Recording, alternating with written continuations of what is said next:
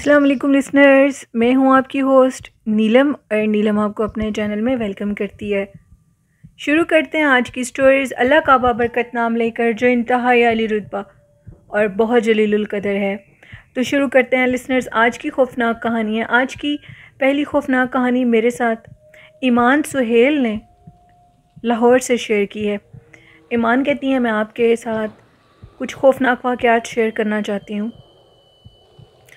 میرے جو کہ کزن ہے وہ سرگودا میں رہتے ہیں، اور ادھر سرگودا ریلوے لائن کی کچھ خوفناک کہانیاں ہیں جو میں آپ کے ساتھ آج شیئر کروں گی۔ ایمان یہ بتاتی ہیں کہ ان کے جو وہ کزن تھے، ان کی کام والی جو کہ ان کے گھر میں کام کرتی تھی، ان کا گھر بالکل ریلوے لائن کے ساتھ تھا۔ بچے ریلوے لائن کے اوپر ہی کھیلا کرتے تھے۔ وہ جو ریلوے لائن تھی اس کے ساتھ نیچے کر کے بہت زیادہ کوڑا کرکٹ بھی پڑا ہوا ہوتا تھا، لیکن بچے تھے اور وہ وہاں کے رہنے والے تھے۔ سامنے کوارٹرز تھے جن میں ان کی رہائش تھی۔ بچے جو کہ روڈ کے اس دوسری سائڈ پر جب جاتے تھے تو وہاں پر وہ ریلوے ٹریک تھا، اور وہاں پر بیٹھ کے خوب کھیلا کرتے تھے۔ لیکن وہ جو ریلوے لائن تھا وہ اب یوز میں نہیں تھا، اس ٹریک کو بند کر دیا گیا تھا۔ کافی پرانا، کافی خستہ حال تھا۔ تو ان کی جو بچی تھی وہ وہاں پر بیٹھ کر کھیلا کرتی تھی، اور مغرب کی اذانوں سے پہلے پہلے وہ جو ان کے گھر والے تھے، وہ جو کام والی لوگوں کے گھر کام کرتی تھی، یعنی ایمان کے کزن کے گھر میں، وہ وہاں سے آتی تھی اور اپنے بچوں کو اٹھا کر اندر روم میں لے جایا کرتی تھی۔ اس کی جو بیٹی تھی اس کی عمر 6 سے 7 سال تھی۔ بیٹی کافی عجیب حرکتیں کرتی تھی۔ جب وہ کمرے میں آ جاتی تھی تو اس کے باوجود بھی اندیکھے وجود کے ساتھ باتیں کرتی تھی اور کھیلتی تھی۔ ان میاں بیوی نے کافی نوٹ کیا، اور نوٹ کرنے کے بعد پوچھا کہ بیٹا تم کس سے باتیں کرتی ہو؟ جس پہ اس نے کہا کہ دیکھو میرے سامنے میری ایک دوست بیٹھی ہوئی ہے۔ انہوں نے کہا ہمیں تو وہ دوست نظر نہیں آ رہی۔ جس پہ اس بچی نے کہا وہ آپ کو نظر نہیں آ رہی، لیکن وہ میرے سامنے بیٹھی ہوئی ہے۔ وہ کافی پریشان ہوئے اور انہوں نے بچی کو اس ریلوے ٹریک پر لے جانا چھوڑ دیا، اور سختی سے منع کر دیا اس کے بڑے بہن بھائیوں کو کہ جب میں کام پر جاؤں اور تمہارے ابو بھی گھر پر نہ ہوں تو بالکل بھی اپنی بہن کو اس ریلوے ٹریک والی سائڈ پر نہیں جانے دینا۔ اس طرح کے واقعات جو کہ بہت غیر معمولی تھے وہ شروع ہو گئے۔ وہ لوگ گرمیوں میں اسی ریلوے ٹریک کی ساتھ جگہ بنی ہوئی تھی مٹی کی، وہاں پر چارپائیاں ڈال کر سویا کرتے تھے۔ وہ لوگ ایک ایک کمرے کے کوارٹر میں رہتے تھے، جہاں پر 5 سے 6 بچوں کے ساتھ سونا بہت مشکل تھا، اور وہ اپنی چارپائیاں ڈال کر ادھر سو جایا کرتے تھے۔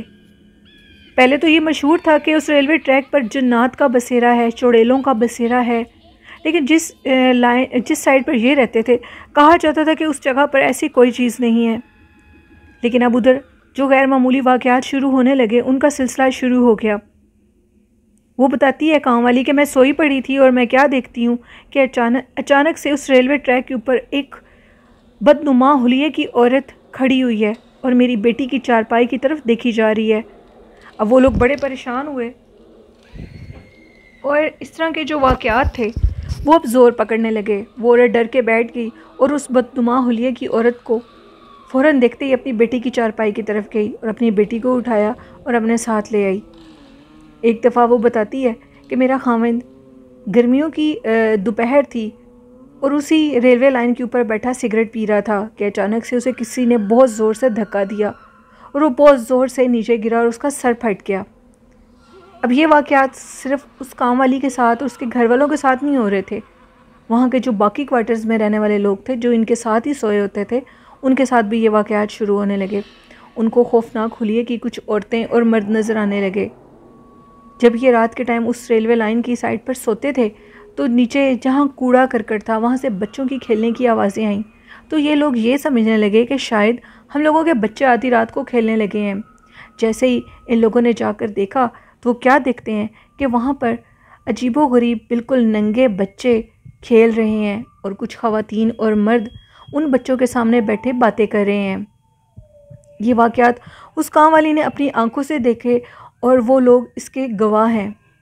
پھر اس کے بعد اس طرح ہوا کہ ایک دفعہ لائٹ گئی ہوئی تھی، وہ کام والی بتاتی ہے، اور ہم لوگ چارپائیاں بچھا کر گرمیوں کے موسم میں بیٹھے ہوئے تھے کہ اچانک سے ہمارے بچے کھیل رہے تھے، اور بچوں کے ساتھ بچوں کی تعداد دیکھتے دیکھتے اس قدر زیادہ ہو گئی کہ ہم لوگ ڈر گئے، اور ہم نے دیکھا کہ ہمارے ساتھ چارپائیوں پہ آ کے 2 سے 3 عورتیں بیٹھ گئیں، اور وہ ہمارے ساتھ بیٹھ کر ہمیں تھپڑ مارنے لگے۔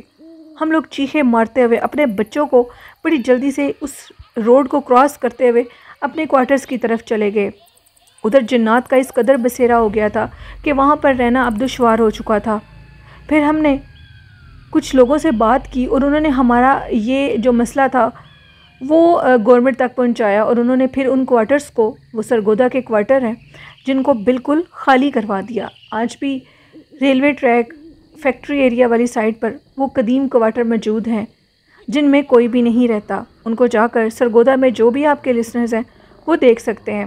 یہ ایک سٹوری تھی ایمان سہیل کی جو انہوں نے میرے ساتھ لاہور سے شیئر کی۔ بہت شکریہ ایمان اپنی سٹوری شیئر کرنے کے لیے۔ بڑھتے ہیں آج کی دوسری خوفناک کہانی کی طرف۔ آج کی دوسری خوفناک کہانی میرے ساتھ رمشا نے شیئر کی ہے۔ رمشا کہتی ہے میں ملتان میں رہتی ہوں اور آپ کے ساتھ اپنے گھر کے کچھ واقعات شیئر کرنا چاہتی ہوں۔ میری شادی جس گھرانے میں ہوئی ہے، میرے ہسبینڈ صرف ایک ہی بھائی ہیں اور ان کی 3 بہنیں ہیں جو کہ میرڈ ہیں۔ میری ساس اور سسر کافی ایجڈ اور بیمار رہتے ہیں۔ گھر کا سارا کام میرے ذمہ ہی ہوتا ہے۔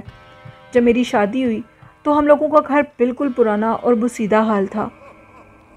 میں کافی اچھے گھر سے اس گھر میں جب موو کر گئی تو مجھے رہنا بہت دشوار تھا، بہت مشکل تھا۔ میں ساری رات میرا سونے کو دل نہیں چاہتا تھا ان کمروں میں۔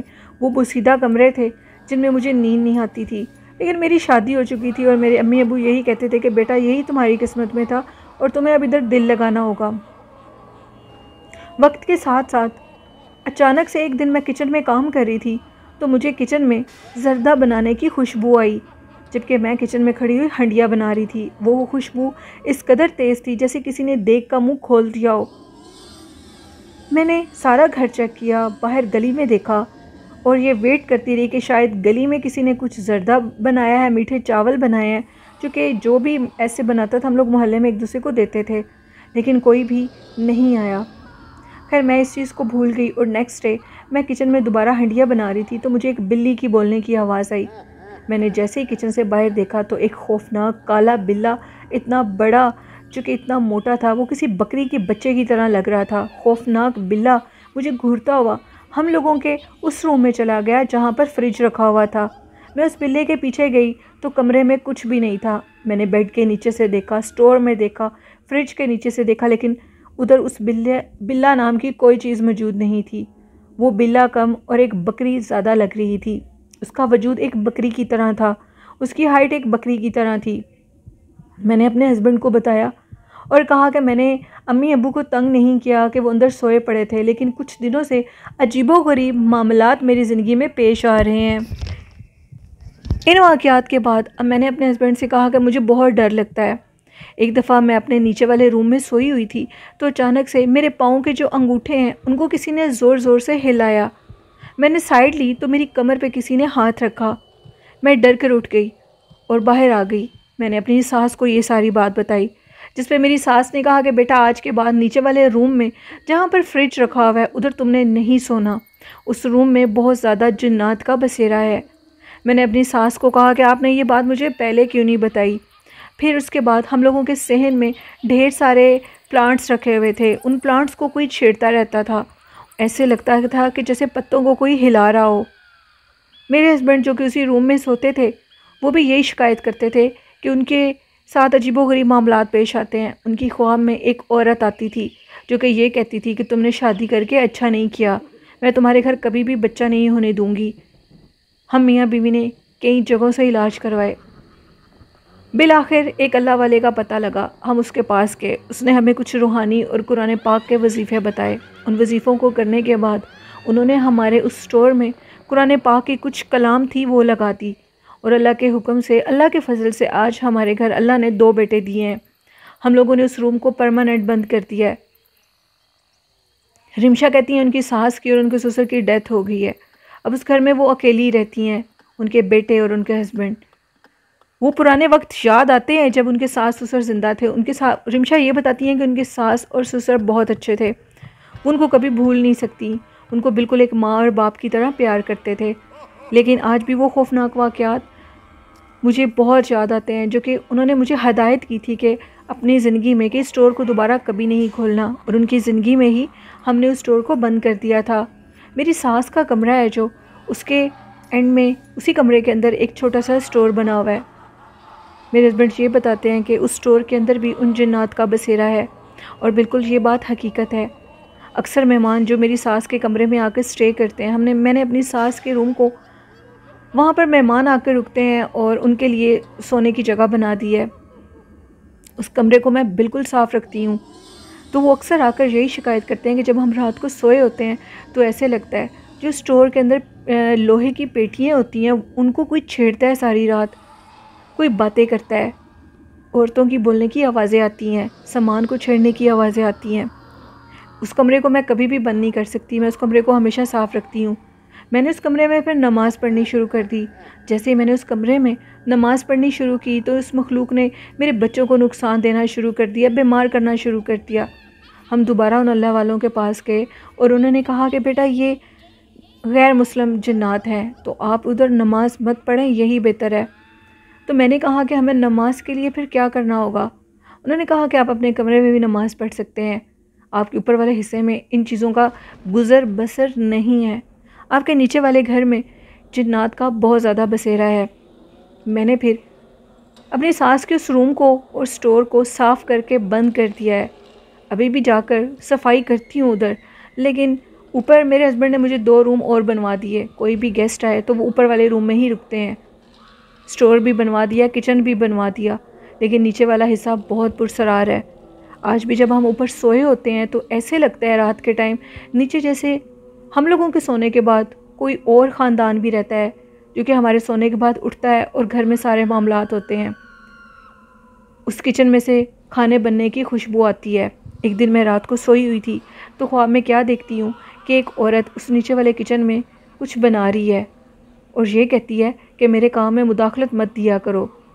جب بھی تمہیں کھانے کی خوشبو آتی ہے تو تم سارے محلے میں بتاتی ہو کہ میرے نیچے والے گھر سے کھانوں کی خوشبو آتی ہے. اگر اس کام کو نہیں چھوڑو گی تو میں تمہیں نقصان دے دوں گی. وہ عورت میری خواب میں جب آئی تو وہ کھانا بنا کر میری ساس والے کمرے میں جا کر بیٹھ جاتی ہے. تو میں اس عورت کو اوپر سے کھڑے ہو کر دیکھ رہی ہوتی ہوں. اتنی خواب دیکھ کر میری آنکھ کھل گئی. یہ ایک سٹوری تھی رمشا کی جنہوں نے میرے ساتھ شیئر کی ملتان سے. بہت شکریہ رمشا اپنی سٹوری شیئر کرنے کے لیے. تو لسنرز یہ تھیں آج کی خوفناک کہانیاں. آپ لوگوں کو کیسی لگی ہیں میرے چینل کی خوفناک سٹوریز؟ اپنا فیڈ بیک ضرور دیا کریں, اور آپ بھی میرے چینل کو اسی طرح لائک, سبسکرائب اور شیئر کریں جس طرح آپ میری سپورٹ کر رہے ہیں. اور آج کا اچھا میسیج ہے اپنے والدین سے محبت کریں اور اپنے بہن بھائیوں سے بہت پیار کریں. ہم لوگوں کی اصل محبت کے حقدار ہمارے والدین ہوتے ہیں, اور جتنا ہو سکتا ہے اپنی زندگی کو اچھا کرنے کے لیے محنت کریں. محنت میں ہی برکت ہوتی ہے. آئی ہوپ اس پر آپ ضرور عمل کریں گے. اور اپنی ہوسٹ نیلم یاسین کو اجازت دیجیے. دعاؤں میں یاد رکھیے گا. اللہ حافظ.